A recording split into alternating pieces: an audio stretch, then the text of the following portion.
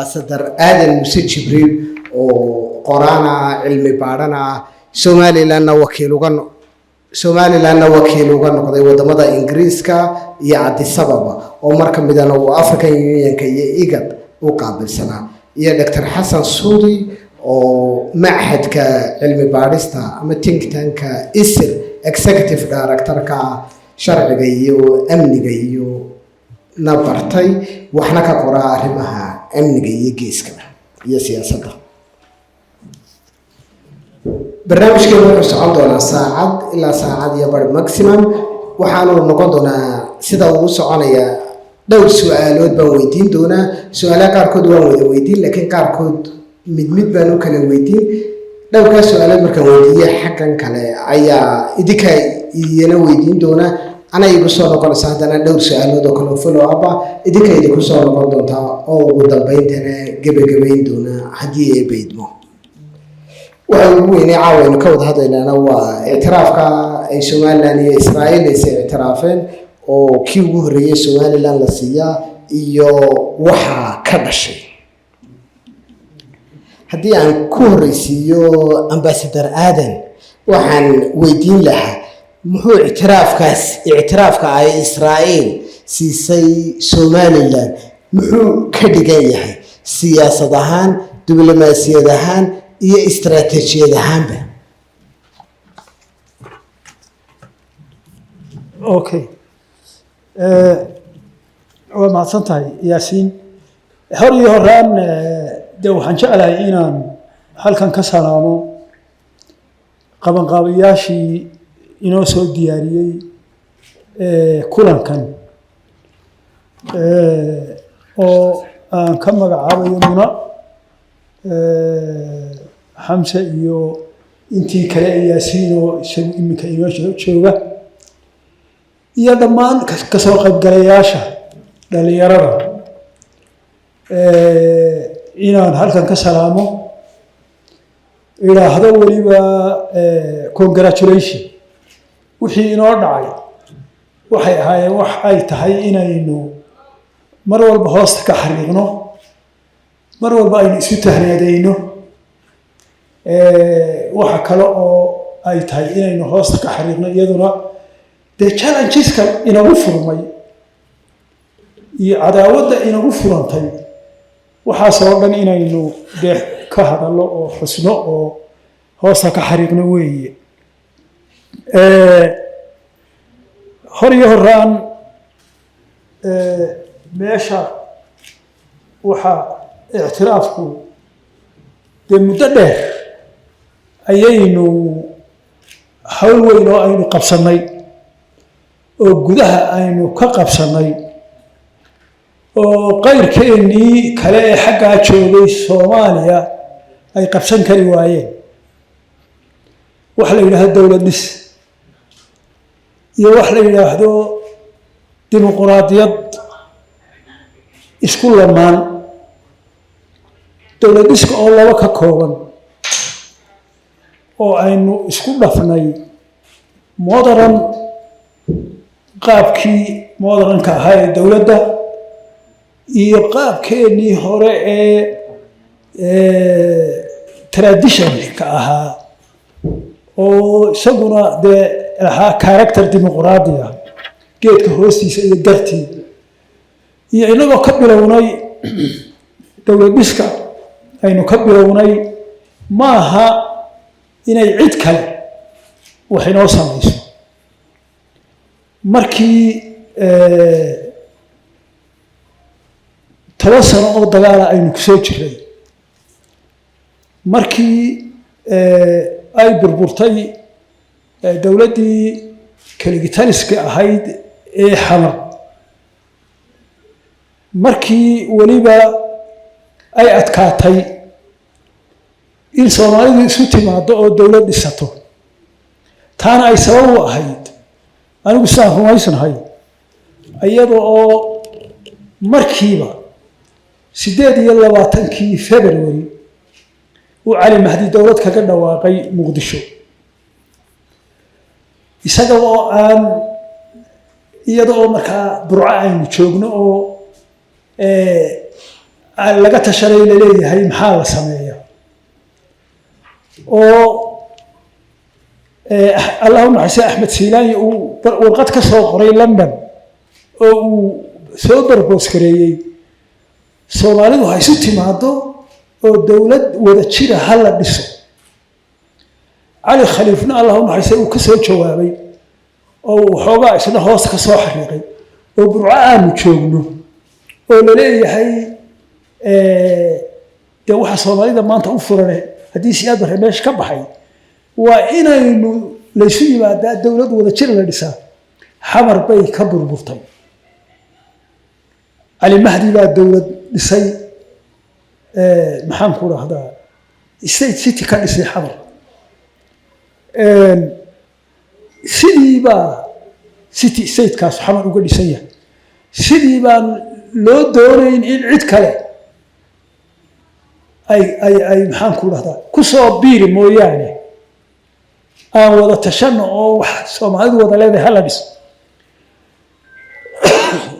inagu waynu ka duwanayn waa inaynu taa had iyo jeer masaada ku haynaa ictiraafka waxa keenay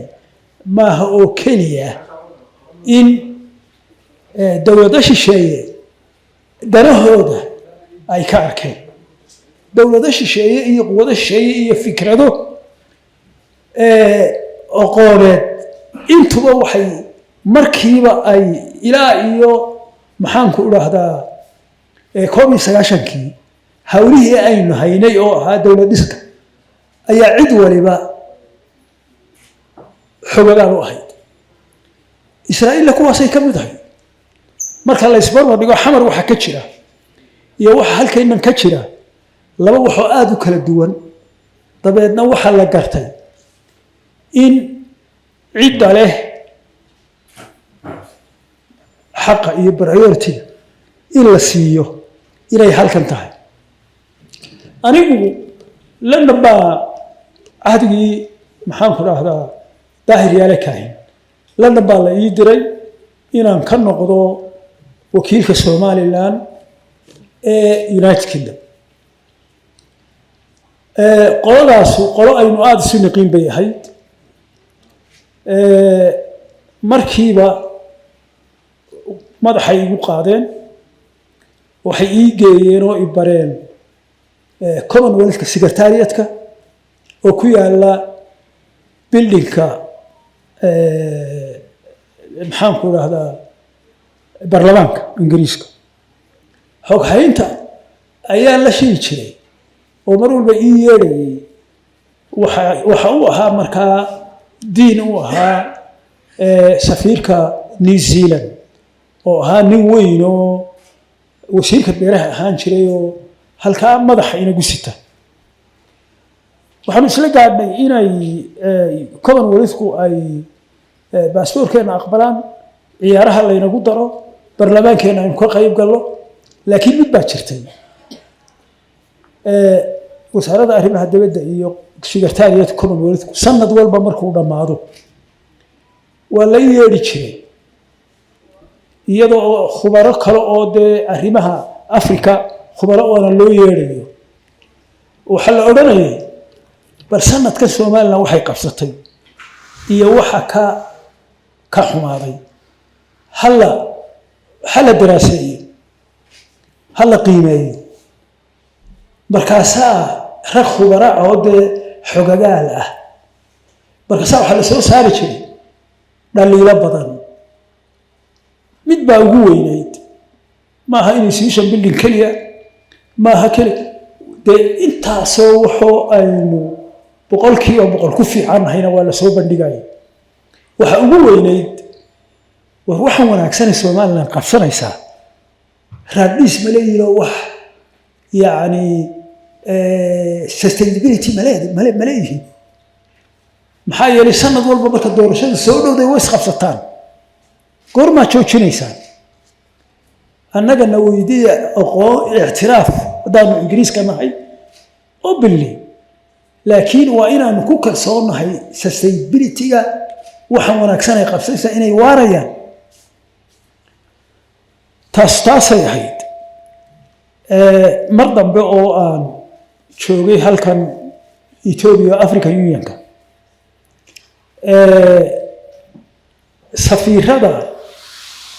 safiirada geeska Afrika maaha Ethiopia Kenya laakiin kuwa kale Tanzania iyo Uganda marka xafladaha marka barafin loo sheekeysanayo waxay oranayaan waxa loo baahan yahay ma ho kaliya inaad tiraahdaa waanu ka goosanay Soomaaliya waxa loo baahan yahay inaad إعلاميسان أبلي إلى مبدئي سومالي وين إلى كبحدين مبدئي سومالي وين إلى كبحدين محايلة وحلو بها هي مبدأ السومالي وين وأيديولوجي حكيها أو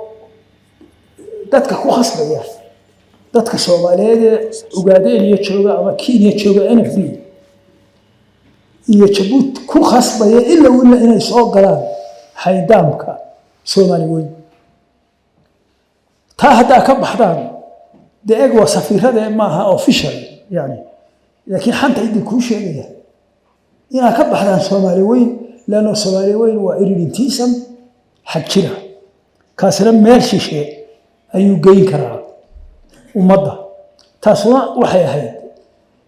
markaan halkeenan kula soo noqdo dadkeenu ma bisleen leadershipka iyo dadweynaha midna صوتين كقوسني ده إنف معها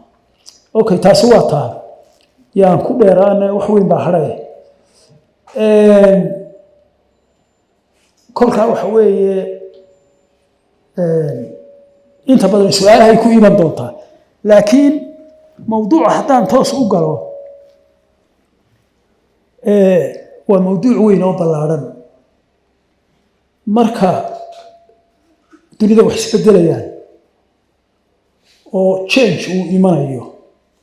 sida markii dagaalkii labaad adduunka sida markii Soviet Union uu baaba'ay waxyaabaha waaweyn ee dhacaya waxa la yiraahdaa marka change kaas oo kale dhacayo waa in la define gareeyaa factorieska waaweyn ee shape gareynaya mustaqbalka maanta ayaynu u baahanahay markaa inaynu define gareyno ومحي فاكتوريسك واوين اساسيga ah ee sheeg gareyn doona imika wixii ka dambeeya geedi socodka siyaasad iyo dhaqaale iyo ideology wax kasta dunida sheeg gareyn doona afar qodob ba imika anigu aan ka fikir mooy ina ila waafaqi doontaan in kale كل مرة يحوي إن Soviet Union markii uu baaba'ay laga soo bilaabo koob sagaashanaadkii in hal dawlad weyn oo huge oo Mareykan la yiraahdaa ay kaligeed ahayd only super power dunida maxaan ku raahdaa taladeeda isu xisaabtay ama aan cid kale kula tartamay maxaa markaa intii ka dambeysay dhashay waxa dhashay quwado kale oo super power ah oo hankooda leh inay kula tartamaan Mareykan talada adduunka iyo quwado kale oo iyaguna sida golfka kale iyaguna danaynaya iyaguna inay tartanka ka qayb galaan iyo New Times oo tartankii hore aan ahayn ka duwan oo isaguna kamida karakterka cusub ee adduunyadu imika ay leedahay waxa markaa la oran karaa ayada oo ay taasi isbedelkaas iyo factorieskaasi uu xaqiiqo jirta yahay in ay markaa taasi ay ka barbar jirto inagoo haddaynu Soomaaliland nahay daliilaheen wax kasta ha ahaadeen laakiin wax regionkeena geeska Afrika oo dhan ka muuqda oo la oran karo waa waxa kaliya iftiinka kaliya dimuqraadiyada ama dawlad dhiska marka la eego daliiluhu halkeeda laakiin maanta meel taagan oo la oran karo sustainability bay leeyihiin oo way raadi karayaan labadaasi markay kulmeen dowladaha hankalina ay meeshii yimaadeen dee waxaa timi markaa qiimeyn iyo isku miisaanid arrimaha oo dhan halkaa markay joogtay oo markaa Israa'iil ay iyada oo calculation la'aan kuma imanne dhinac walba wax ka miisaantay time very important oo ictiraafku uu yimi waqti aad iyo aad xasaasi u ah innaga inagu ah aad iyo aad ciriiri aynu ku jiro Israa'iil sidoo kale ama si ku dhow ama si ka sii daran waa maxay waxa weeye innaga dagaalkii laynagu soo qaaday oo anigu aan u arko inuu ahaa dagaal laba dhinac leh caqaa'idiya ideological mid ah oo la yidhaahdo Soomaali weyn oo aan cidina dhifayn garayn Soomaali weyn maxay tahay maxay Soomaali weyn dimuqraadiya orientiga iyo Soomaali weyn ay hogaaminayaan niman faashiisa oo corrupt ah oo aan dowladnimo doonayn in la dhiso ee doonaya wax yar meesha yaala cashuurta in la kala qaato labadaas Soomaali weyn maxay kala yihiin aan intellectually aan la dhifayn garayn laakiin midda dominant ay tahay Soomaali weynta faashiiska maxaa yeelay siyaad bare typical fascism wuxuu ahaa fashiskii maaha maxaan ku dhahdaa eeg qabiilka haddii la siyaasadeed xajir laga dhigo waa nooc fascism ka mid ah oo waxa uu sameynaya ay ku dhisan yihiin ka iga soo horjeeda waa cadowgayga maaha partner ka iga soo horjeeda ee waa cadow okay waqti aynu ciriiri ku jiro haddaynu Somaliland nahay waqti ceerigaabo laynaga soo weeraray waqti laascaanood faraheena laga siibay waqti awdal iyo galbeed la yidhi waxa laga xeer ciisa laga sameynaya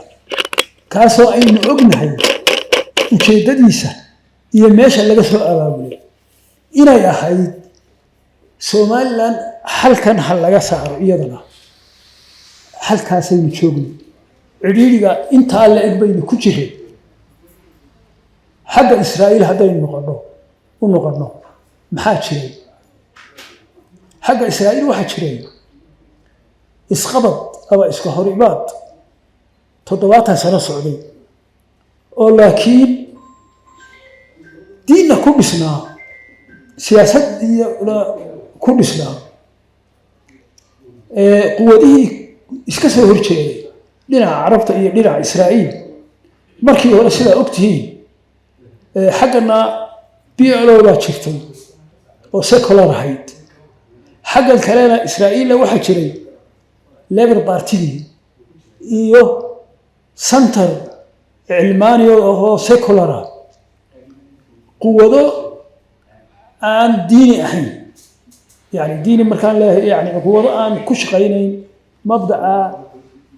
diiniga ee ku shaqaynaya mabda secular oo siyaasi ah shay noogna mabda diiniga de lama oran karo waa siyaasi waa diini aakhirkii waxa dagaalkii u xubsiitay xagga Israa'iil iyo xagga Falastiinba PLO-gii meeshii laga saaray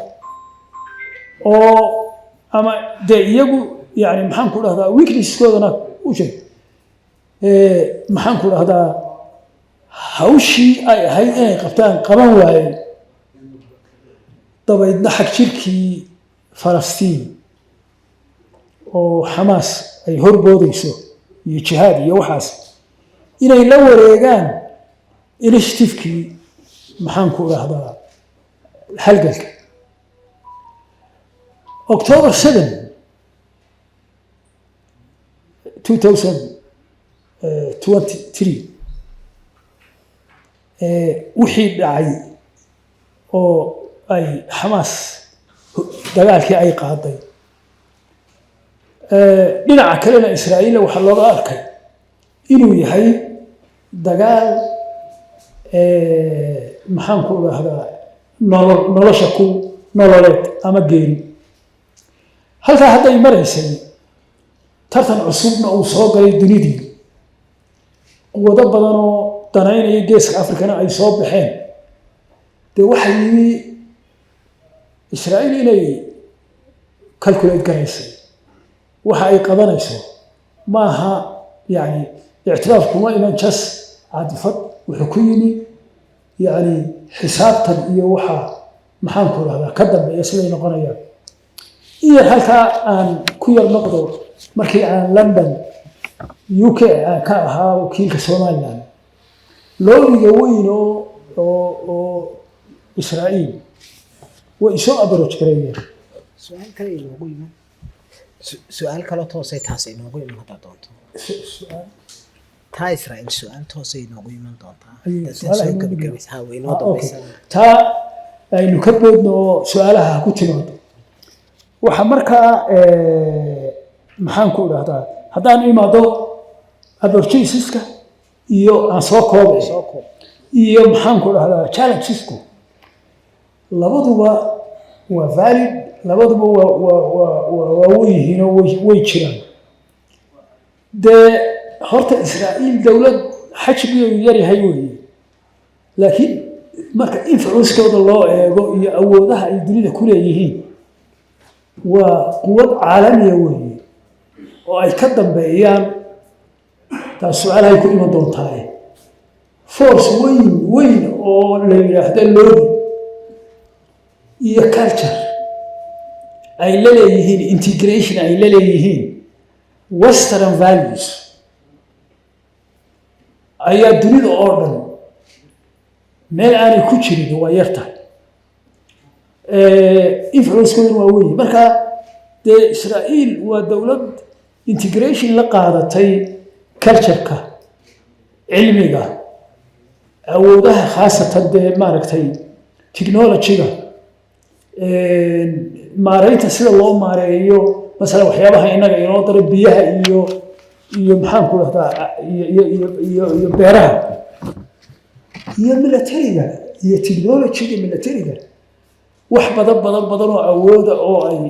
ay ina tari karaan baa jira haddii inagu aynu capacity-ga inaynu absorb garayno aynu la nimaadno challenges-kuna waa weyn yihiin aan soo koobay aad bay waa weyn yihiin maxaa yeelay waxaa indhaha inagu soo jeedisay aqoonsigaas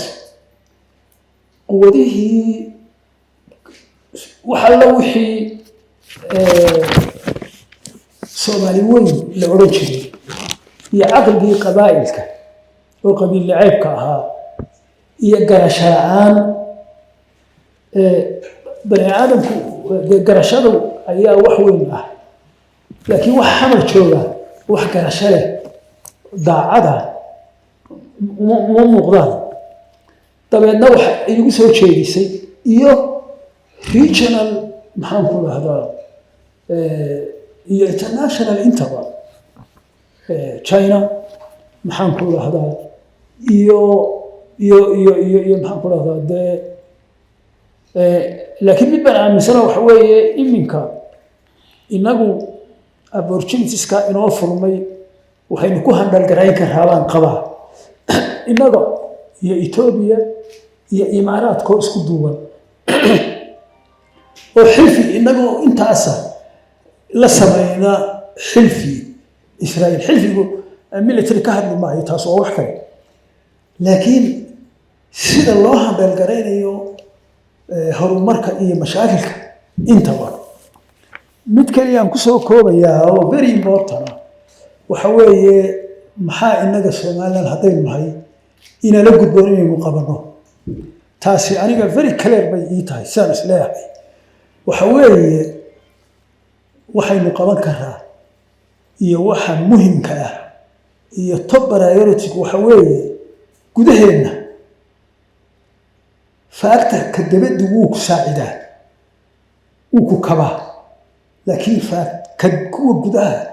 ayaa very important ah dowlad dhis dabad lagama dhisi karo taa xamar baynu ku ogaanaa gudaha laga dhisi karaa waxa aynu u baahannahay oo aynu u baahnay inaynu wacyiga gelino dadkeena iyo dhallinyarada iyo aqoon-yahankeenna waa mid keliya hadda waa ta ugu horeysaan leehay waa dowlad dhis gudaha aynu ka dhisno taasuna dal afrikaan ahoo qabaa'il u qaybsan mid keliya ku suura gelaysaa one keliya factor ay ku suura gelaysaa waxa weeye waxa la yidhaha dib u heshiisiin reconciliation gudaha ah oo joogto ah oo ku dhisan vision iyo halkan aynu joogno xaggaynu uga guuraynaa waa very difficult waa sahal maaha maxaa yeelay qabaa'il baynu nahay odayaashan iyo qabaa'ilkan iyo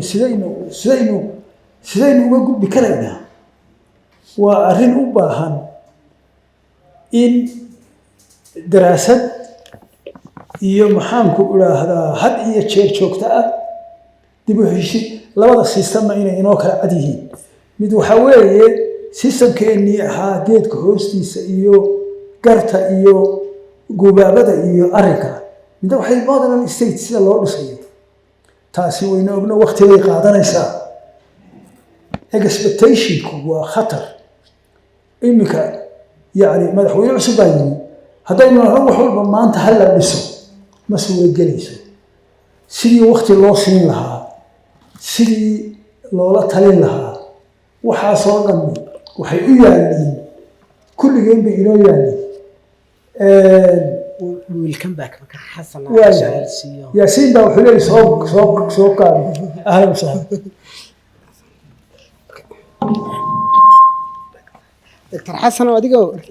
Dr. Xasan waxaan weydiin lahaa markaad ka eegto dhinaca Israel maxay ka macno tahay baad u malaysaa waqtiga imika ay tahay waqtigan imika ay ictiraaf ku dhawaaqeen maxay kaloo gudbinaysaa adardan ictiraafka بسم الله الرحمن الرحيم الحمد لله رب العالمين أبا مهتمتها ياسين يا هذا موسى وده سبب حب بدنا كنت جنت هاي ويسكت ديني نوسو كبير إسرائيل ما حاجة جنت هاي أقنصتها أي سومالي لان سيسي أما بقى أقنصتها أي سيسي طبعا إننا كنا سومالي لان نوع أقنصتها إسرائيل سومالي لان بأقنصتها ما حاجة جنت هاي waxaan doonayaa inaan dib ugu yaraan noqdo xagga waaqiciga si aynu u fahanno waxay uga dhigan tahay waxaan u baahanahay waaqici inaynu ku yara noqono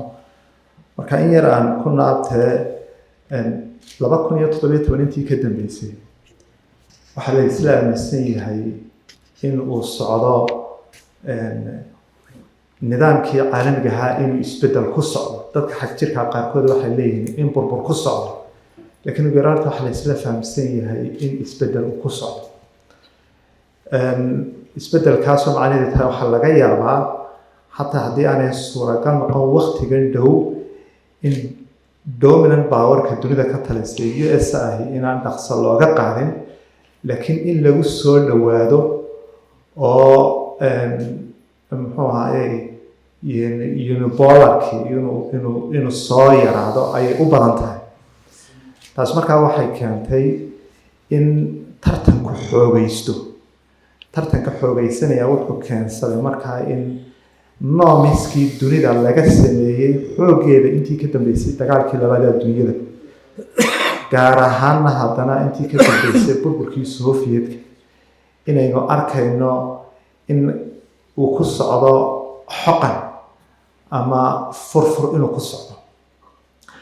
halkaa markaa waxaa ku jira fursado caqabadana dabcan way ku jiraan haddii cid un ay fursad ugu jirtina badyawga ay ugu jirto Somaliland baa ka mid ah waayo muddo dheer Somaliland waxay la noolayd ama isku dayaysay inay ka gudubto deyr yaalay oo cudurdaar laga dhiganayo marka halkaa waxaa ka bilaabmay waa bilowga dhammaanshaha dayrarkii ku gudbanaa Soomaaliya. Powerska hore traditionalkaynu naqaanay east iyo westiga, laakiin intan dambe waxa soo xoogaysanaya ama soo badanaya ama la dareemaya awoodda ay leeyihiin dowlado middle power ah ama imika uun soo baxaya bariga dhexe u badan. waxyaabaha soo xoojinaya ama soo fududeynaya way badan yihiin. Technology-ga ka mida, koboca dhaqaalaha ka mida, information iyo badashada xogta iyo isgaarsiinta ayaa ka mid ah. laakiin waxaasoo dhan waxay soo dhaweeyeen in dowladuhu ay raadiyaan isbahaysiyo xilfiyo. Israa'iil markaa waxay uga dhigan tahay laba, mid waa short termka, midna waa long termka. muddo 3 sannadood oo imika u dambeysay Israa'iil waxay ku jirtay dagaallo ayay iskaga horjeedeen kooxo ka mid ah Falastiiniyiinta, gaar ahaan Xamaas. taas waxay keentay in isolation ama cidhiidhi in ay kala kulanto gobolkan ay ku taalla ee bariga dhexe iyo meelo badan oo dunida ka mid ah. waxay markaa Israa'iil ku khasbanaatay inay raadiso dhismaha cilaaqaadyo cusub. mar walbana assignment u yaalla, hawshaas hawl ku cusub maahan dhab ahaantii, assignment u yaallaba waxa. marka in ay raadiso Afrika ka raadiso, Asia ka raadiso, cid markaa iyadana u baahan. marka raadintii wuxuu keenayaa maslaxadba meeshii imanaysa, danaa imanaysa. waana qodobka ugu weyn, kaabaha ugu weyn ama infrastructure-ka xidhiidhada dowladaha xambaarana intiisa badan waa danaha ama maslaxadaha. su-aasha markaa mar walba ay isweydiinaysa Israa'iiliintu waxay ahayd, yaynu danahooda ka jawaabi karnaa, innagana danaheena ka jawaabi karna. sidaas lamida Somalilandna su-aashaasunbaa u taallay. yaa dano inaga leh, innaguna danaha aynu ka leenahay aynu ka heli karnaa. halkaasna markaa dib ugu noqonaysaa cilaaqaadkan marka koowaad Somaliland iyo Israa'iil ka dhex abuurmay. innagu markaa waxaan u baahnay waxyaabaha matalan qodobka ugu horreeya in la sugo jiritaankeenna muddada dheer soo jiray xaqiiqo ahaan, laakiin sharciyadiisa laynagaga muransanaa in la sugo. oo weliba ma aho keliya ta sugidee la bilaabo. marka achievementka ama yoolka aynu gaadhnay ayaa Israa'iilna ay wax uga dhalinayeen. waxa uga dhalinaya markaa wuxuu noqonayaa Somaliland waa wadan Afrikaan ah, waana wadan Muslim ah. Israa'iil muddo dheer waxay raadinaysay in ay ogolaansho ama la noolaansho ama la shaqaysi ka hesho ummad sidaasoo kale ah, dabcan Afrikaan ah, haddana sidoo kale muslimiin ah. taas markaa waxay siinaysaa image ama waxay siinaysaa impression ama faham la xidhiidha in aanay wada diidanayn muslimiinta oo dhan, in aan Afrikaanku wada diidanayn ee cid badan oo danahooda ay ka jawaabto ay soo goliin ay jirto. horta markaa Israa'iil danta koowaad ay ugu jirtaa waa in ay new horizons of relations, inay iba furto aaga kale oo cilaaqaado diblomaasiya, siyaasiya, kuwaasoo haddana ay kasii dhalan karaan dana kale, dana ganacsi ha noqdaan oo dhaqaale soo hoosgelaya, dana iskaashi ammaan oo iyada lafteedu u baahan markeeda in laga hadlo. oo iskaashiga ammaanku ma aho kaliya ta iskaashiyo military, way ka ballaadnaan karaan. danahaasaa iyaga laftoodu soo geli karta. marka Israa'iil immediately waxay uga dhigan tahay in ay iba furtay cilaaqaado kale, xidhiidho kale oo ummado, welibana geeskan Africa halkan Somaliland ay ku nooshahay 3 qodob baa very relevant ka dhigaya. marka koobaad waa African nation, Somaliland waa African nation. 2 haddana geeska Afrika ku sii taala. 3 badda cas oo in badan ganacsigeedu uu dhibaatooyin kala kulmaya gaar ahaan 3 sanadada u dambeysay ayaynu haddana ku siin doonaa. 4 Greater Middle East ama bariga dhexe ee ballaaran marka laga hadlayaynu soo galaynaa. 5 dowladaha ay tartamayaan ee iyada la midka ah ee iyaguna emerging powers ka ah waxay ku tartamayeen iyagoo laftoodu cilaaqaadada sida aadan uu sheegay ideologicalka ama diimaha ama isu dhawaanshaha kale ka faa'iideysanayay in ay sii fadhiistaan marino Israel danaheedu ay maraan gaar ahaan ganacsigeedu ay maraan. taas markaa waxay Israel ku dhalisay inay dareento khatartaas si ay u mitigate garaysa ama u yaraysana waa sababta keentay inay sidoo kale Somaliland cilaaqaad kala soo marka danaha Israel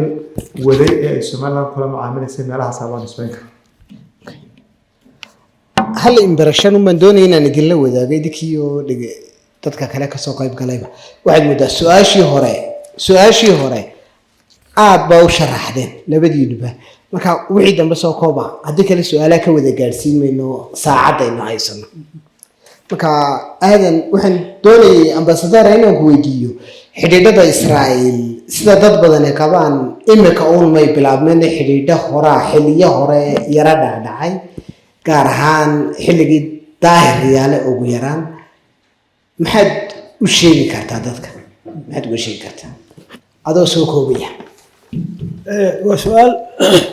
وسؤال في عن وحنا وكشيء كريه كنتي وهنا مركا أن شوقي إنجليزكا لوبيجا إسرائيل أما لوبيجا يهود ده لوبي وين عضقوا دنيا ورنشة لكن لوبيجا يهود إنجليزكا رول وين بيك عياران ما هكليه كمرايكنك بالعكس واحد مقلاي ضد له نيكا ليلة تشيف رابي او لوبيغان انجليزكا يهود اسرائيل تشيف كوا isaga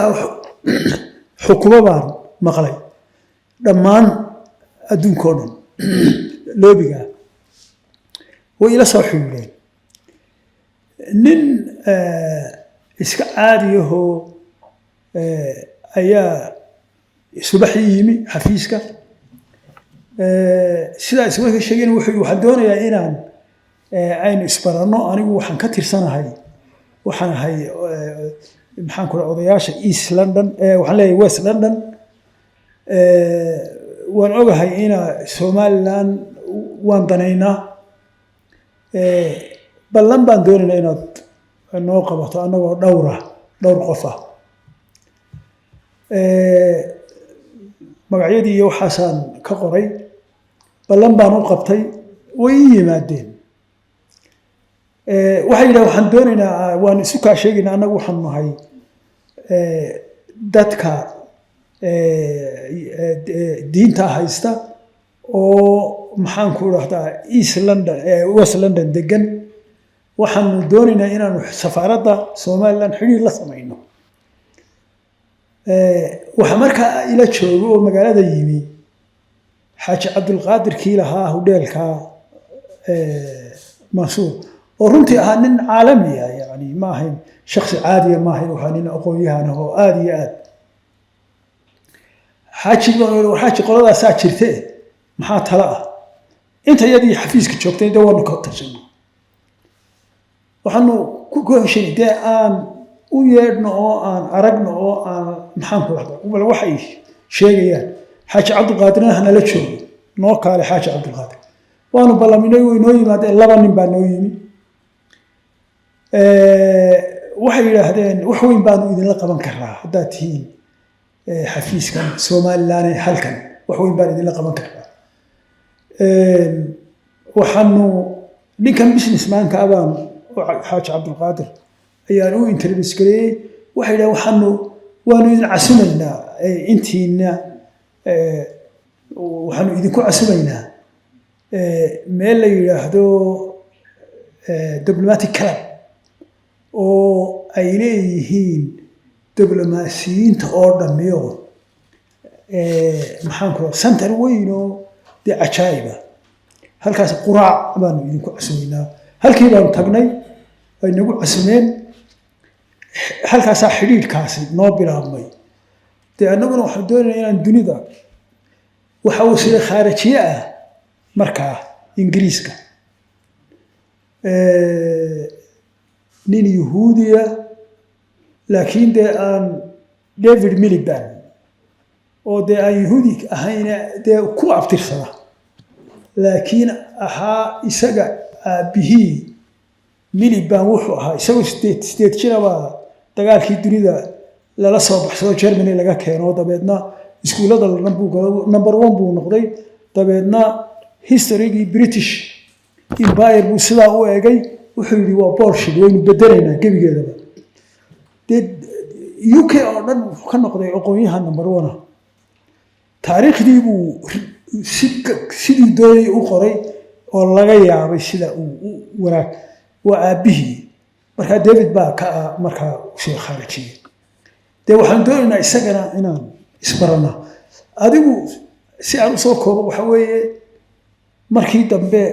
waxay wariyaa dhageysta u yimaadeen war dhageyso waxaan doonaynaa in madaxweynaha Somaliland casino oo Tel Aviv ku casino iyo konton dhalinyaro arday ah oo aanu scholarship siino okay dabeedna intii baan la soo orday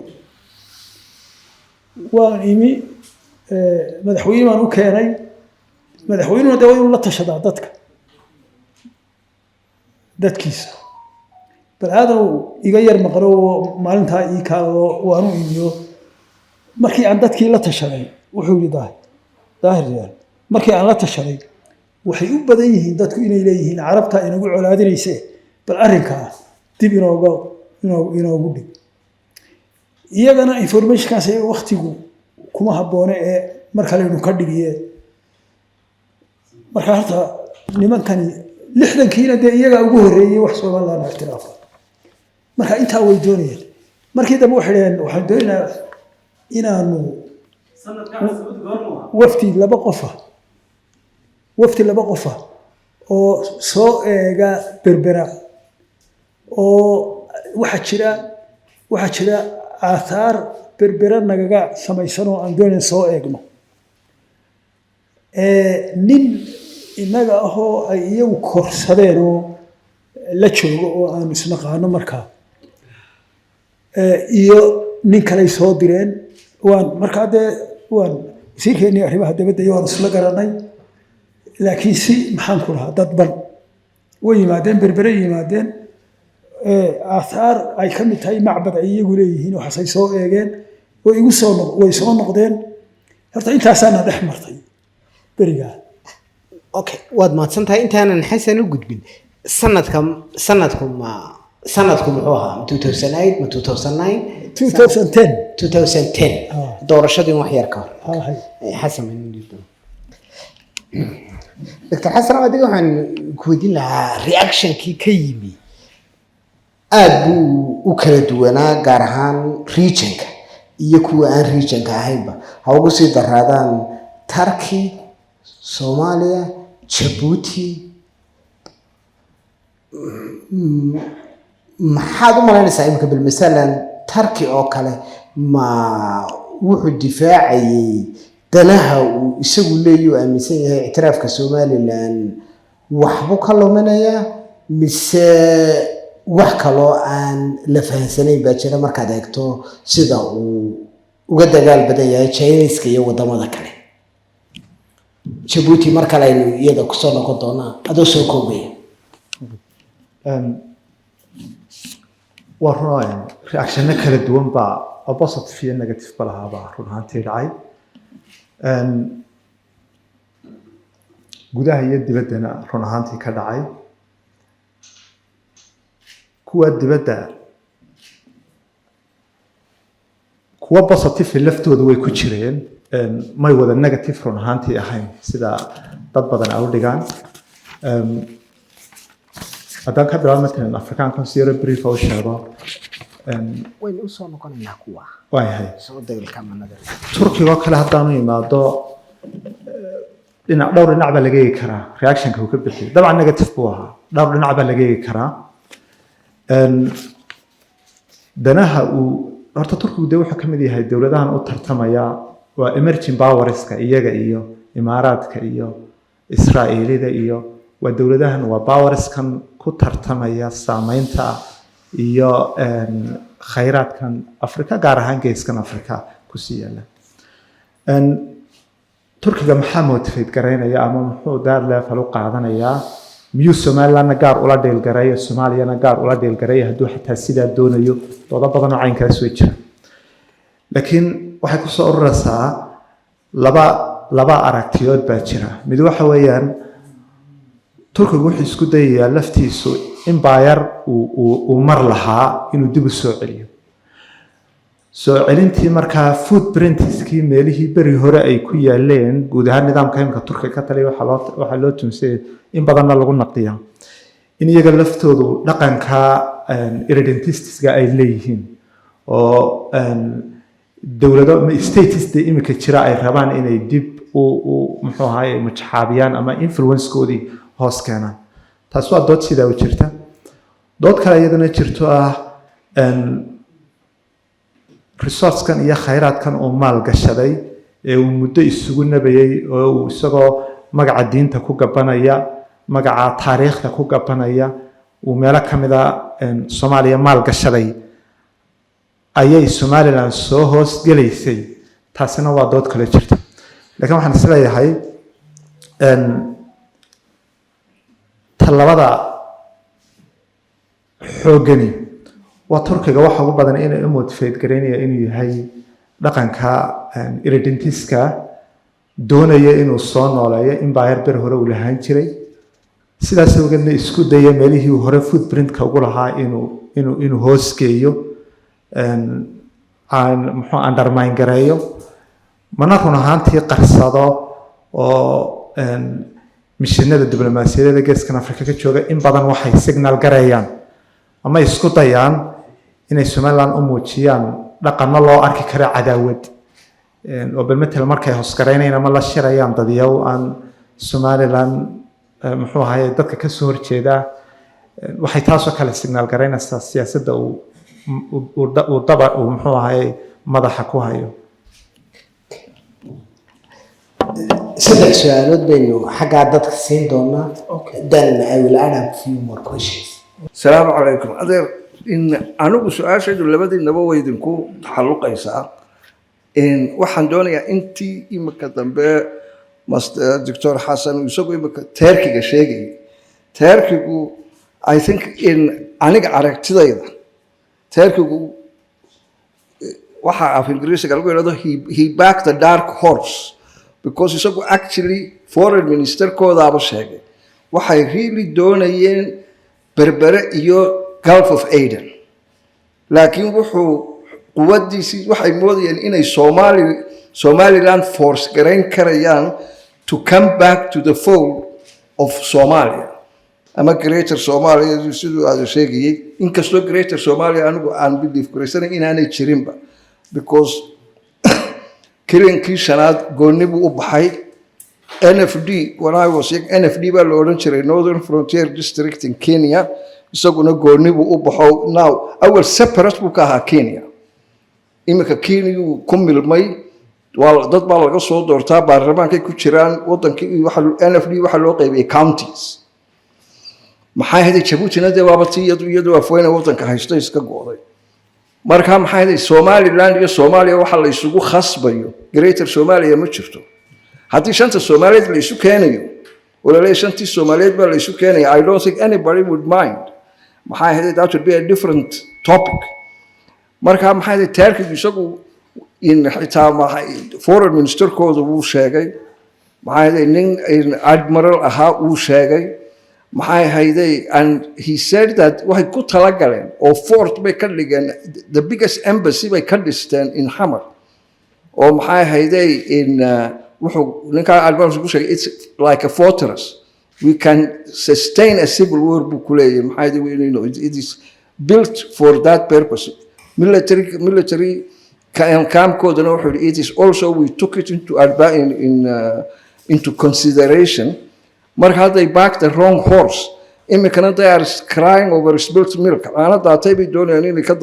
Which is not possible. Marka maxaa iyada teerka halka ay naga dhig. In iyadu waxay doonaysay inay marinbadeedka in Babel Mandeb ay halkan u fadhiisato. Laakiin dad aan halkan kaba talin ayay awrkoodii ku xidheen. Marka maxaa in Somaliland iyada imika sida sheegteen waxa ku soo baxay cadaawad fara badan. All over markaynu runta isu sheegno wadamada Carbeed whatever they are ama maxay hayday waxay laakiin their perception waxa weeye hostile except the United Arab Emirates. The second waxa weeye maxay Afrikaankana labadan wadan aynu jaarkanay they are way huurinayaan. They are just keeping quiet. Ethiopia iyo Kenya. Laakiin anigu waxaan la yaabanay markaan anigu in my own mind is dawladeenu ama dadkeen aqoon-yahanka anigu waan nacabay titleska aqoon-yahan qof walba waa aqoon-yahan ninka reer miyiga haddaan anigu u tago dee isaga aqoon-yahan oo I'm in his territory. Yeah, maxay hayday he knows sida geela loo dhaqo, he knows sida so he's an aqoon, everybody is aqoon-yahan in his field. Laakiin waxa weeye imika for example dawladda Kenya waxay qirsan tahay in 8,000 employees ay Somaliland uga shaqeeyaan. Anigu I think it's a little bit more than that. Maxay hayday ma sheegno wadankeena waa loo soo shaqo tagay. Ma sheegno inta Pakistan iyo Bangladesh iyo maxay hayday in Hindi joogto wadanka. Every single garage anigu magaalada Hargeysa ma baa oran kara waan tagay garage fara badan. I go on my own for my own investigation. Every garage waxaad ugu tagaysaa dadka farsamo yaqaanka iyo waxa weeye from the subcontinent. Lama sheego. Why we are hiding that we have people coming here oo imanaya oo soo shaqo tagaya. Marka maxay hayday in maxaa wadankeena ugu wacan inuu waxyaabaha wanaagsan ee wadanka ka jira special imika Kenya haddaad habshin tagtid waxaad at the end of the month Cuba haystaan lacagtay transfer gareynayaan. Marka maxay inakii ayaa waxa aynu qabsanay aan sheegaynin aan ku faanaynin aan ismuujinaynin maxaa u sababa bal ii sheeg. Hay calaw wad maadsantay Cali Maxamed Xaaji Ibrahim Cigaal buu ahaa.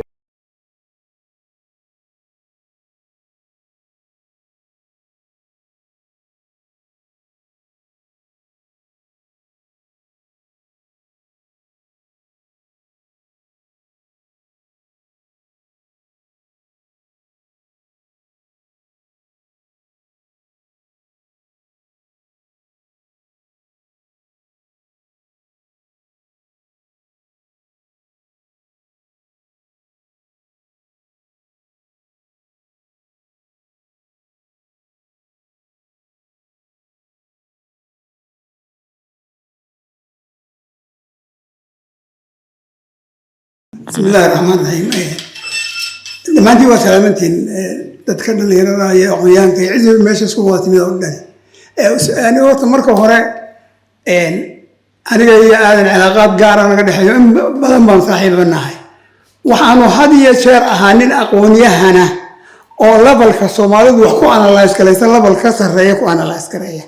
أرتكليتنا ويسوي دريتي وأنا كومنت كرينتي إلى مكان محمد شغلنا أساسا بيهاي. marka la meeshoobnaa saasun bay ahay marka isaga horta marka hore waa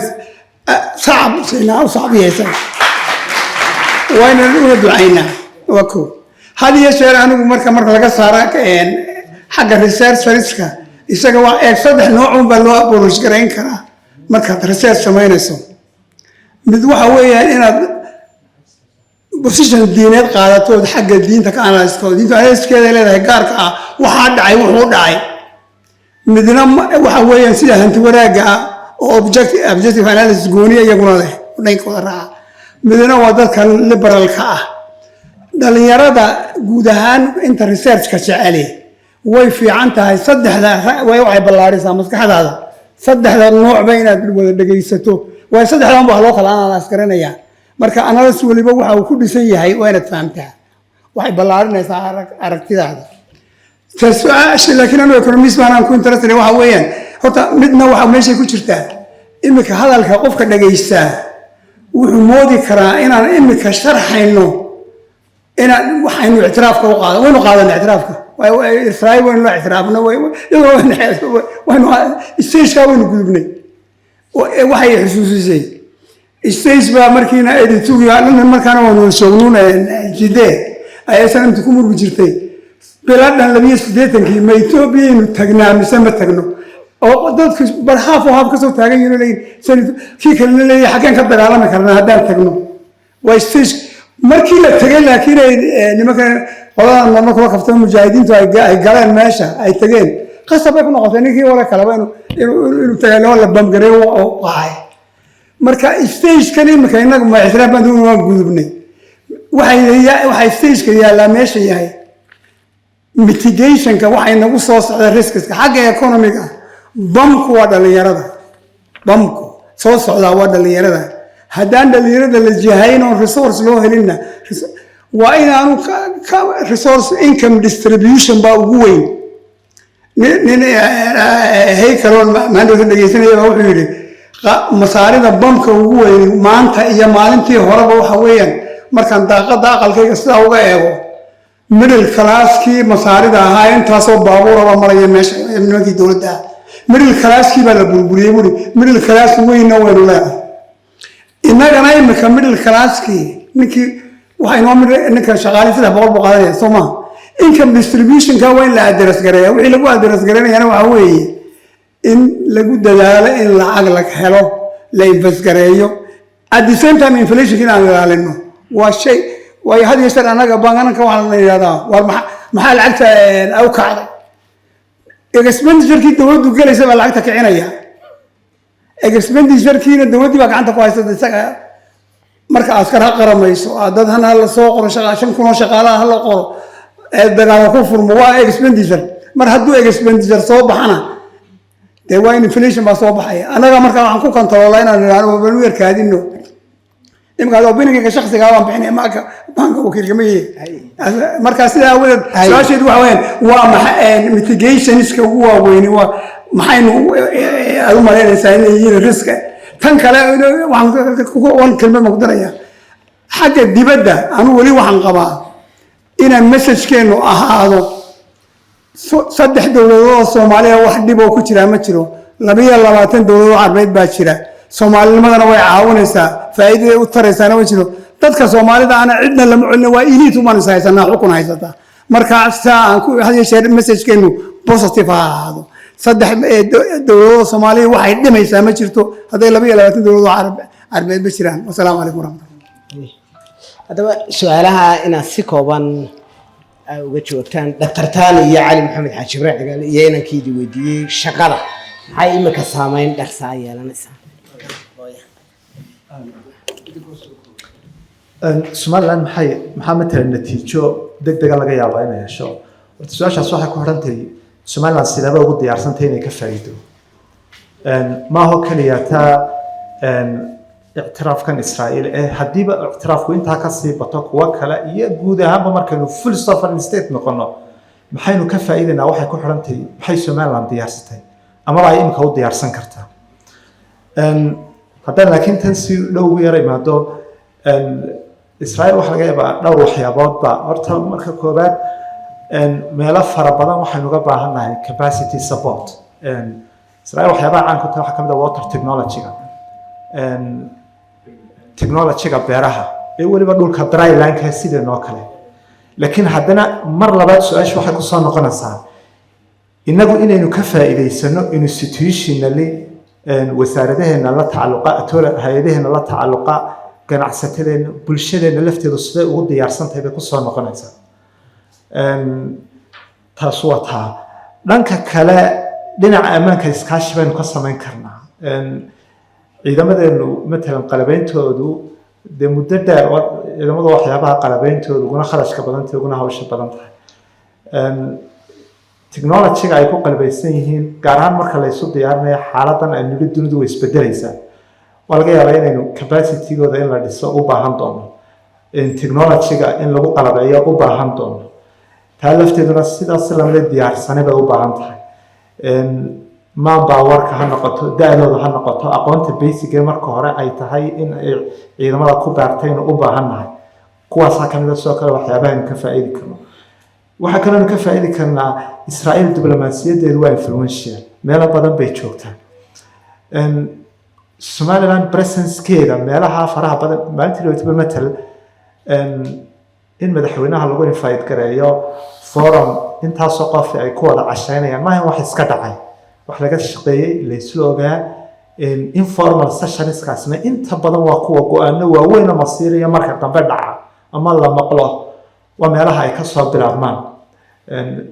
dadka halkaa fadhiyey saameyntooda nowdka ay ka qaadanayaan networka lala sameynayaa waa halka ay ka dhalan doonaan cilaaqaadka laga yaabo haddana another good news beriya saadamiya saakuun inay inoo yimaadaan horta dee somaliland waxyaabahay ka faa'iidaysaa wataa laakiin mar walba waxaan ku celinayaa diyaarsanaantu critical bay u tahay successka iyo muxuu ahay soo xoojinta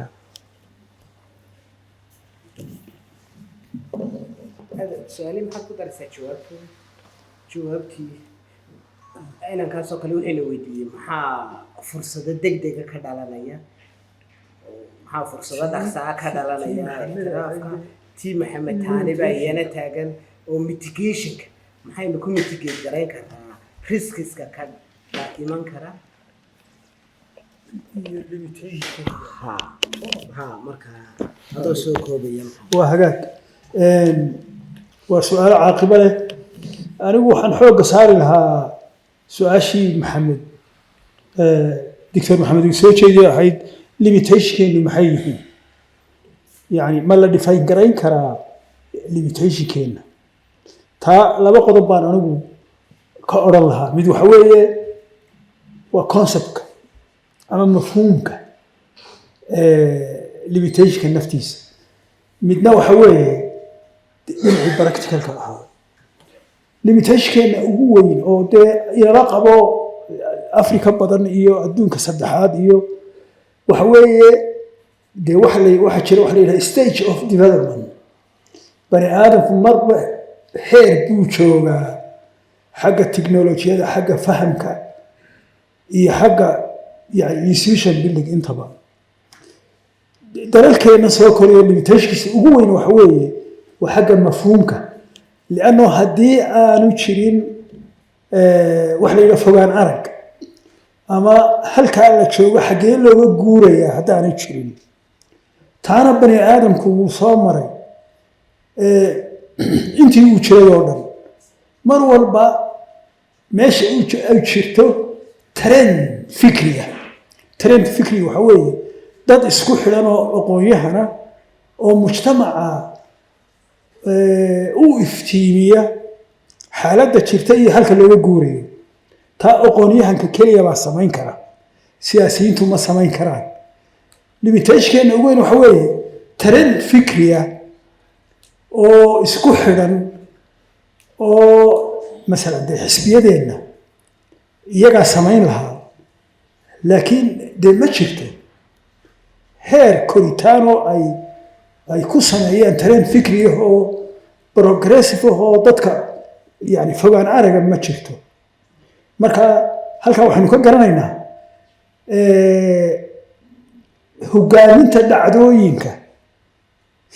hogaaminta dhacdooyinka ayaa muhima in la hogaamiyo ama dhacdooyinka waa la hogaamiyaa ama iyagaa ku hogaamiya example baan idin siinaya allahuma xuseen maxamed ibraahim cigaal dowlad dhiska isagaa inoo bilaabay siduu ku bilaabay markii ugu horeysay intii ka horeysay annagii slmta ahayd ee 10 sano soo dagaalamaynay ma aanaan garanayn lianno halkaa markaanu joognay waxaan isku khilaafnay slmta markaanu ahayd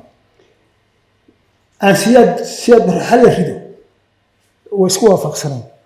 laakiin maxaa siyaad bare ka dambaynaya iyo sidee dowlad loo dhisaa isma aanaan weydiin in yar oo dhalinyaro ahoo faraha lagu tirin karo uun baanu soo dhigaynay arrinkaa laakiin leadershipku ma hayin markii cigaal uu yimi halkaa khayriyada ayuu hogaamiyey dhaqameennadii isugu yeedhay wuxuu waryaadhe dowlad ma dhisana isagu khibradna wuu lahaa maxamed xuseen cigaal london markuu joogayna baan african movementkii librarygii buu galay wuu iiga sheekeeyey waktigii slaveryga africa iyo liberation movementka labadaba wuu akhriyey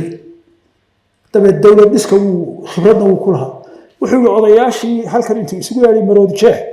ayuu war dowlad ma dhisana xaggeen ka bilaabaynaa hubka intaynu iska dhigno dhalinyarada hubka ka dhigno aynu ciidan iyo bulis samayno weligay anagu ismaanaa weydiin markaanu etoobiya joognay iyo islaamti odayaashii buu yidhi ma yeelaa sidaa suldaankii guude arab beelaha arab ayaa yidhi aniga ugu horeynayo oo waanu dhigaynaa hubka odayaashii kale waa raacay weli ilaa maanta soomaaliya meel la yidhi hubka iska dhigo aynu ciidamo samayna ma jirto puntlantaa inoo dhow waxa weeye waa ciidamadeedu waa beelo xamar ciidamadeedu waa beelo laakiin inagu hubkii baynu dhignay waynu ururinay dabeedna ciidankeennu wuxuu noqday mid ka kooban ilaa bari ilaa iyo galbeed sidaasaynu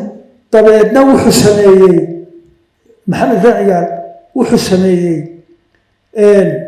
doorashadii dowladaha hoose referendumkii distoorka yaa garanayay qof garanayay ma jirin markaa fogaan arag iyo khibraddii labadaba markaa limitationkeenu waxa weeye inaynu fogaan arag ku hadallo taasina waxay u baahan tahay tareen intellectuala oo daacad eeg intellectualku daacadnimo haddaanay jirin maaha intellectual maaha aqoon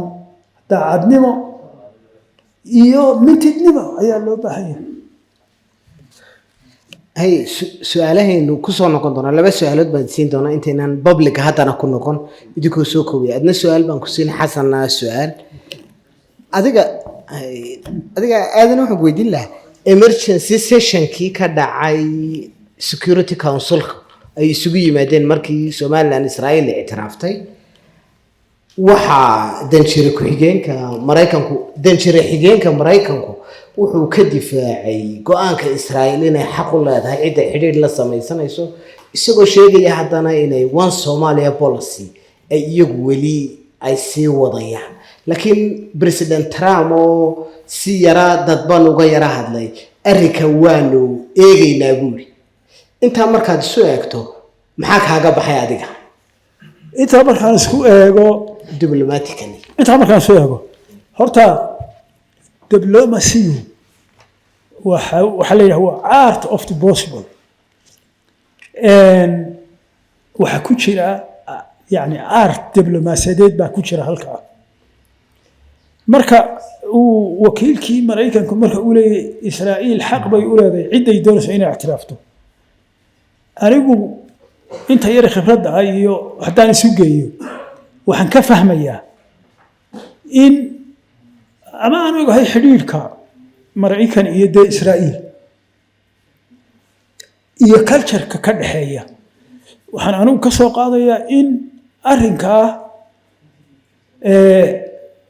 dowladda maraykanka khaasatan qoladan iminka joogtaa oo republicanski inay arrinkaa inay ogol yihiin baan anigu ka soo qaaday dr xasanna waxaan weydiin lahaa waxaa ka yimi warqado cambaareyna ka soo baxay haddaad eegto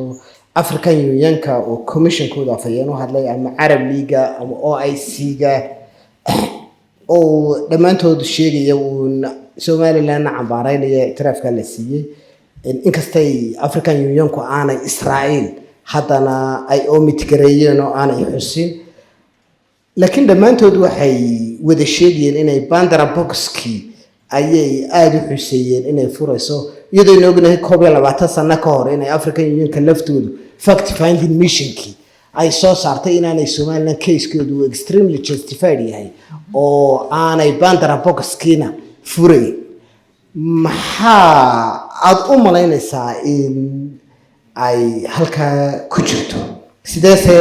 loo interpret garayn karaa iska hor imaadka ka imanaya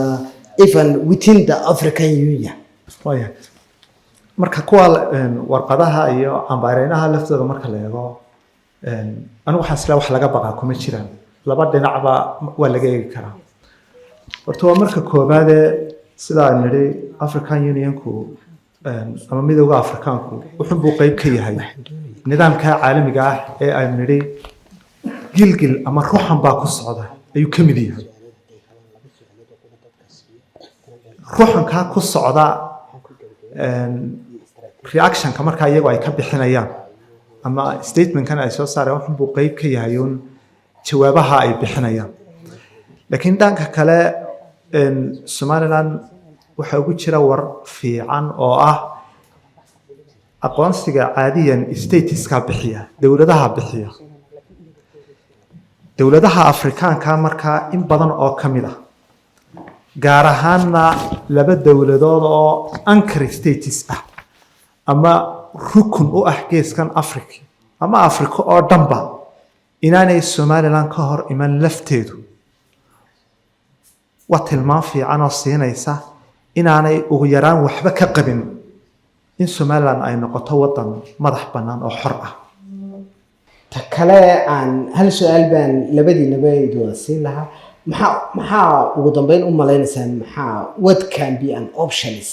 maxaa xal u aragtaan halkee imika halkan looga dhaqaaqo maxay tahay inay Somaliland samayso si ay u leverage garayso recognition-ka ay heshay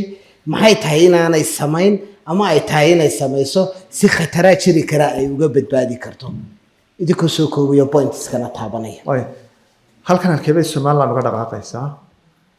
ama maxaa xigi kara waa marka koobaad horta Somaliland waa inay qaadataa laba qodob way u baahan tahay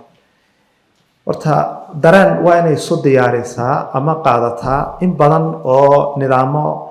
inoo soo shaqeeyay oo dawladnimadeena caqabad ku ahayd inaanay sii shaqeyneynin sidaas awgeed in shaqadii dawliga ahaa aada loo sii institutionalize gareeyo la nidaamiyo la xoojiyo lagu qalabeeyo dad tayo leh waa waajibka koobaad ee ka dhalanaya aqoonsigan Somaliland ay heshay laano haddii in badan laynagu cudur daari jiray gafaf ama khaladaad aynu geli jirnay in ay qayb ka tahay guud ahaan xaaladda siyaasadeed aynu ku jirno arrintaas waxay u badan tahay iminka inaanay sii shaqeyneynin marka Somaliland waxay u baahanaysaa kow inay barato siday ula mucaamalayso dawladaha aqoonsaday barashadaas iyo isdiyaarintaas marka waa qodobka koobaad dabcan kharash badan bay la imanaysaa culaysiyo ammaan bay la imanaysaa culaysiyo arrinta kale ee labaad Somaliland xagga communication-ka inay si fiican oo qurux badan isugu diyaarisay u baahan tahay saddex maaho kaliya ta official diplomacy channels-ka Somaliland waxa kale u baahan tahay public diplomacy-ga inay xoojiso oo dadka Somaliland lafteeda hadday arday tahay hadday ganacsiga tahay hadday aqoonta tahay hadday tacliinta tahay in lafteeda la xoojiyo soo saarinta aqoonta soo saarista macluumaad gacanka oo walibana isku xiriirsan oo gacan ka geysanaya in arrinta Somaliland la sii propagate ay justified ama cudurdaar fiican sii yeelato waxa sida u raad arrimaha kale mid u baahan wax kamid ah ammaanku waa laba mid waa mid iska immediate oo xaaladaha dhici kara laakiin taata kale ka sii muhiimsan waxay u baahan tahay Somaliland inay dib u qiimeyso national security-ga ammaanka qowmiga ammaanka qaranka in dib loogu noqdo oo markaba la maabgareeyo waa maxay khataraha ammaan ee qaranka Somaliland uu waajahaya 1 2 3 4 5 6 waa inaynu garan karnaa inta marka la isla fahmana waa in nidaamada dawladda oo dhan lagu wada tababaraa oo ay fahamka wada yeeshaan marka waxaan isleeyahay meelaha diyaarsanaantii waan sheegayn baan qayb ka noqonaysaa ka baxay ambassador haddaad caawa fursad u heli lahayd ama madaxweynaha aad tala siin lahayd of course wixii confidential waa halkeeda laakiin maxaad u malaynaysaa inaad odhan lahayd marxaladda maanta aynu taaganahay laba saddex shay oo aad odhan lahayd ha sameeyo dowladdu laba saddex shay oo aad odhan lahayd ha sameeyaan xaaladda aynu ku jirno markaad eegto si ama fursadaa jira looga faa'iidaysto ama halisaa jira looga badbaado waa tahay horta waxyaabana waa fundamental oo waa aasaasi oo waa tiirar waxyaabana waa details waxa ugu weynoo maanta in hor yaalla oo madaxweyne iyo madax iyo manjo waxa weeye anigu saan u arko waxa la yidhaha institution building war waxaan institutionka la yidhaahdo xadaaradda bani aadamka civilizationka bani aadamka marka la soo gaadhay institution iyo siduu u develop garoobay iyo maanta halkuu marayo inaynu intaa ogaano ku dhisno institutionkeena ayaan u arkaa anigu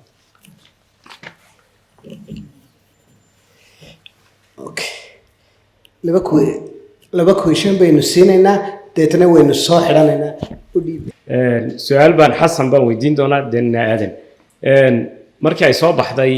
in somaliland la aqoonsaday ama mar walba ay u dhowdahay in somaliland aqoonsi hesho jabuuti waxay mar walba qaadaa dagaal diblomaasi ah oo ay markaa somaliland kaga soo horjeedo dagaalka maxaa lagu macneyn karaa jabuuti maxay u aragtaa somaliland ma inay dhaqaalaheega tartan kula jirto mise waxaa jira waxyaalo kale oo jabuuti u qarsoon oo security la xiriiro somaliland khatar ay ku tahay maxaan u macneyn karaa dagaalka diblomaasiyadeed ee jabuuti su-aashaan aadan weydiinaya waxa weeyaan Ethiopia wali may cadaynin positionkeeda halka ay ka taagan tahay arrintan way ka aamusan tahay iyada iyo Kenya-ba maxaynu macnayn karnaa aamusnaanta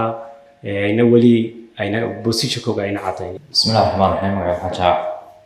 laba su'aalood baan ayaan israacinayaa mid waxa weeye Israa'iil waan isticraafnay rajadu intee weeye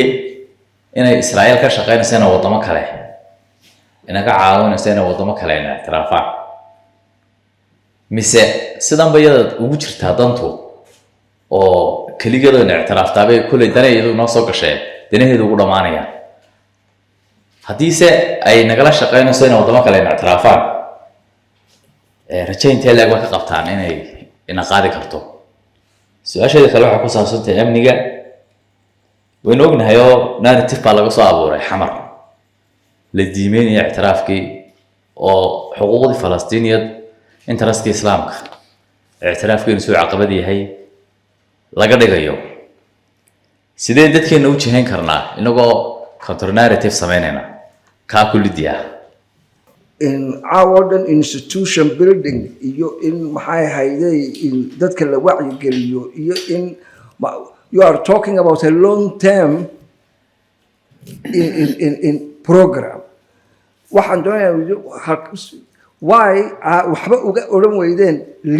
leadership is the most important thing leadership makes and breaks in a country marka maxay labadiina maxay ambassador Aadan iyo maxay Dr. Hassan you don't think leadership is important in this context leadership is the most important thing it can really energize waxa ka sheekeynaysan iyo institution marka leadership ya ilowdeen mise maxay hayday it's not important in the Somaliland context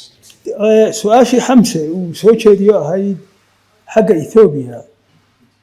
iyo mowqifkeeda dad badan baan ogahay oo aan fahamsanayn xagga Ethiopia maxay ka qabtaa iyo maxay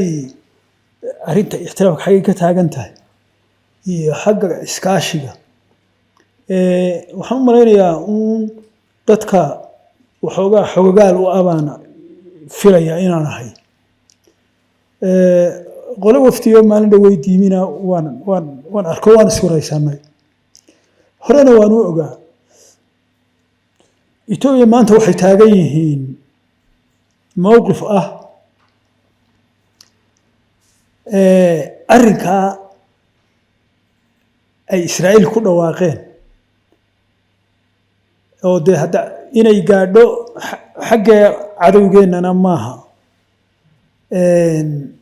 waxa ka dambeeya annaga haddaanu Etoobiya nahay iyo Kenya iyo Imaaraadka waxaanaanu ka qaadanay kaalin laakiin kaalin hoose ah oo aan la sheegayn waa confidential bay inoo tahay oo ah annaga Etoobiya haddaanu nahay halkaa cunahaa nala hayaa Jabuuti waxayna tidhi laba mid soo gala annaga ama Somaliland ma jirto maxaan kula wax kale ama annagana doorta ama Somaliland Etoobiyana meesha laga quudiyaa waa tareenka iyo wadooyinka Jabuuti Jabuutina ha yaraysanina haddaa Somaliland tihiin Jabuuti iyagaa maanta haya African Union chairki iyagaa jooga iyaga iyo Soomaaliya iyo Turki iyo Qatarna waa isku hal mowqif dagaalkana inta badan Jabuuti baa wada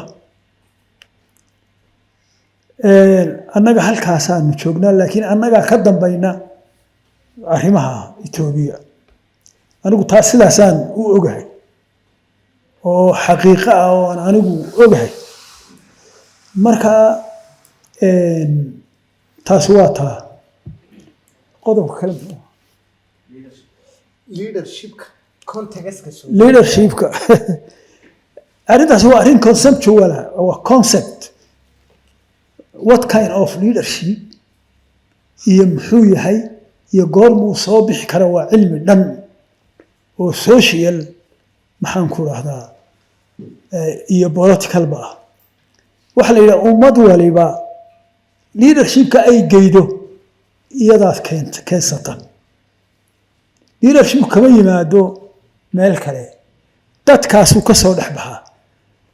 dadka meesha leh ayuu leadership ka soo baxaa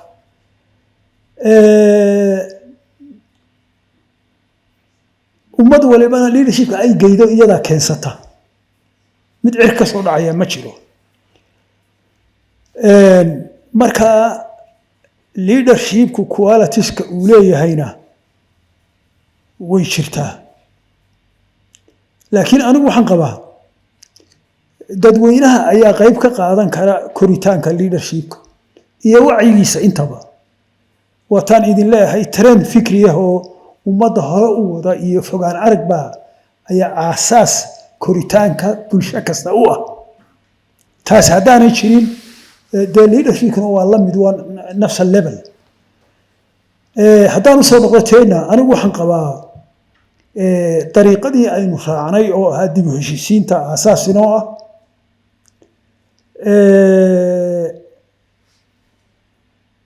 dib u heshiisiintu waa mowqif laga wada raali yahay in leadershipkuna ay u hoggaansamaan masalan xamar oo kale leadership jira leadership maaha waxa weeye waa dad cadow u ah horumarka haddii maanta uu maxaan ku idhaahdaa isbeddel wanaagsan oo doorasho ay inoo timi oo uu xisbadeenii ka midii uu baawarkii yimi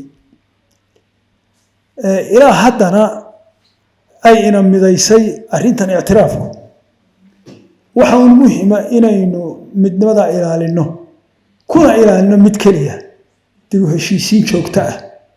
maxaa yeelay conflict meel walba wuu jiraa guri walba wuu jiraa conflictku laakiin waxa lagu daweeyaa waxa weeye dib u heshiisiin leadershipkana aynu u sheegno in dib u heshiisiintu ay asaas tahay xamar waxaynu ku dhaafnay waxa weeye dib u heshiisiin wax la yidhaahdo taa koonka ah laakiin ma jiro leadership cirka ka soo degaya waxa la yidhaahdaa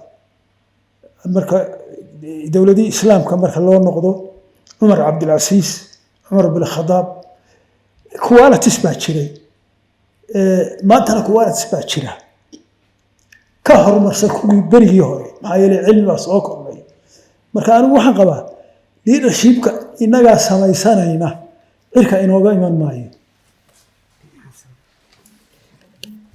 waayahay su-aasha la xidhiidha Israel intee in leeg bay ka shaqeynaysaa in la sii wado ololaha aqoonsiga Somaliland iyo sidee baynu ku xaqiijino horta wax badan waxay ku xidhan yihiin sidaan hore u sheegay labada wadan ee is aqoonsaday sida negotiation-kooda iyo wada xaajoodkoodu uu miradhal u sameeyo waxaa kaloo ogaataa Somaliland ayaa laga rabaa danaha Israel ka leedahay inay iyadu riixdo sidaas lamida Israelna danaha ay Somaliland ka leedahay iyada riixanaysa qodobka la xiriira in Israel ay ka sii shaqeyso ama ay gacan ka geysato iyadoo la adeegsanayo lobby systemskeeda ama lobby networkeeda dunida ku faafsan gaar ahaan dunida influentialka ku faafsan in ay Somaliland u shaqeeyaan waxaan isleeyahay waa ajendayaasha ay tahay Somaliland inay Israel ka yeelato waa maslaxadaha ay tahay Somaliland inay Israel ka yeelato si ay uga yeelatana waa inay Somaliland ka shaqeysaa si ay uga shaqeysana cid capacity-geedii leh farsamada leh sidaa u fahamsan waa in ay uga howlgashaa Somaliland macni missionka Somaliland ee Israel ka howlgelaya shaqadaas waa shaqadii ay ahayd inuu qabto muxuu ahaa dabcan channelada xidhiidhadaas ay maraana open maaha black and white maaha laakiin waa assignmanada ay tahay in wadan waliba dantiisa uu ka shaqeysto oo wadan kale ka shaqeysto haddii hawshaa laga shaqeyna waxaan isleeyahay si fiican baa laga yaabaa in guula looga gaadho in Somaliland ay albaabo kale u furmaan oo la xiriira Mareykanka oo kale tabelmetal the halfway buu marayaa halfway point buu marayaa inuu dhinacna ka ogolaaday in Israel Somaliland cilaaqaad la samayso waayo nidaamka caalamiga aynu sheegnay cidda ilaalinaysa Mareykan bay ahayd Mareykanku marka hadduu ogolaaday halfway-ga kale in laga shaqeeyaa iyana tacabna waa u baahan tahay waxaan isleeyahay shaqooyinkaas socdo un bay qayb ka tahay arrinta labaad kale counter narrative-ka Somaliland guulaha ay gaadhay laga yaabo in la isku dayo in laga shaasheeyo sidee bay tahay in looga difaaco iyana diyaarsanaantaasay qayb ka tahay haddaynan hore ugu diyaarsanayn iminka laga bilaabo in la isu diyaariyo oo macluumaadkii saxda ahaa ee aqoonsigan Somaliland la xidhiidhay in la promote gareeyo kor loo qaado la abuuro content-ka in la abuuraa waa assignment-ka u yaala waana halka aan ka leeyahay formal diplomacy-ga waanu barbar socdaa public diplomacy-gu oo midna kan iminka aynu fadhinaa platform-kan aynu iminka u fadhinaa content-ka ka baxaya oo dabcan luqado kala duwan loo sii bedelaa waa inuu qayb ka noqdaa mechanisms-ka sii propagaraynaya dee muxuu ahaa aqoonsiga Somaliland finally Djibouti haddaanad ka tegin Xasan Djibouti inaad ku darto waa Djibouti so aggressive marka soo Somaliland wuxuu kordhaan waliba ay aad u sii cadaatay xilligii MOU-ga iyo xilligan ictiraafku yimi what is behind it talabaad waxaan maleynayaa su'aashu more likely waxay ahayd adiga dareen ahaan ma ku muuqataa in Israel behind the scene shaqay nooga wado wax sensiskaaga ma soo gashay marka aad soo koobaya labadaaba isugu keentay tan Israel haddaan ku horeeyo ilaa hadda shaqooyinka socda waxaan isleeyahay qayb weyn bay ka tahay bal matalan kulankii maalintii loo dhacay COAs-ka waaweyn isugu yimaadeen dee dabcan madaxweynahoodii baa dhex fadhiyey waxaan isleeyahay hawshaasi hawl ka timi ama qayb ka ahayd shaqooyinka ay soo qabteen ama sii diyaariyeen ayay ahayd dabcan muxuu ahaay wada xaajoodiyaa dhacaya laga yaabo inaynan ka warqabin laakiin natiijadiisii ama midhihiisii ama raadkiisii aynu arkayno taas waa taa Djibouti marka loo yimaado waxaan u baahannahay inaynu fahamno ana good question run ahaantii jabuuti maxaa ma fikirka ama dowladnimada ka shaqaysa jabuuti ayaa fikir gaboobay oo aan sax ahayn amaba aan waaqaca la soconin uu ka shaqaynaya mise dana somaliland iyo jabuuti ay u tartamayaan sida suuqyo dhaqaale ayaa jira waxaan isleeyahay dhinaca suuqa haddii fikirku sax yahay partnershipka iyo iskaashiga dekeduhu isma ciriiryaana wuu isxoojiyaan marka halka mushkiladu ka jirtaa waxaan isleeyahay waa fahamka meesha yaalla dowladnimada halkaa ka jirta iyo sida looga fahamsan yahay ayay dhibtu tahay baan isleeyahay ma aha tartanka waayo tartanku suuqana wuu sii xoojiyaa cooperationna wuu abuuraa partnership buu abuuraa waa laba eerboodo kaloo isku agdhown marka waxaan isleeyahay kaabayaasha dhaqaale ee la samaysta way iskaashan lahayn haddii positive thinking uu jiro laakiin hab fikirka iyo sida loo fahmay bay wax badan ku xidhantay baan isleeyahay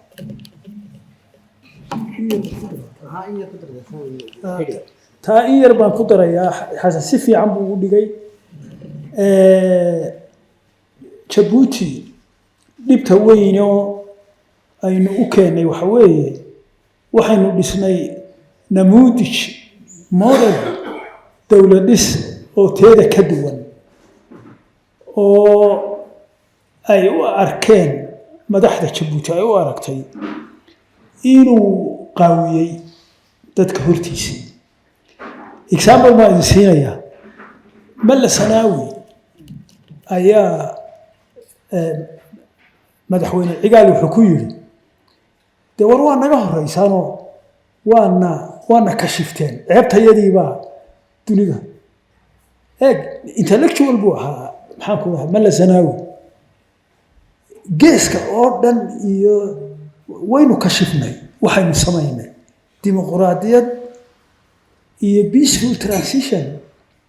ummad qabiil ah oo aan weli gaadhin heerkii ummadnimada waynu nahay sidee waxaan u samayn kartaan annaga oo kumanaan sannadood jiray ayaa samayn kari weynay marka meesha waxa ku jira maaha oo keliya dekedda ee berberaa tartan maaha oo keliya wuu ka weyn tahay jabuuti ceeb badan baynu ka shifnay anigu saasaan u dhigi lahaa waa mahadsantihiin dhammaantiinba iyo kasoo qaybgalayaasha aada ugu sabray waktiga aada u dheer waxaa kaloo iyana aynu mahadnaqaynaa dadkaa faraha badan kasoo qaybgale doctor taani iyo cali maxamed xaajiyo oo aan iyagu mar qura kicin dadkeedii ka yareena qaar badani way bixeenbo albaabkay goosteen aadan muse jibriil ambasadarka iyo doctor xasan suudiin iyana u mahadnaqaynaa geeska iyo muna iyo tiimkii soo qabanqaabiyeen iyana u mahadnaqaynaa dhammaanteen ba waynu mahadsannahay anna aan isu mahadnaqo ugu dambeyn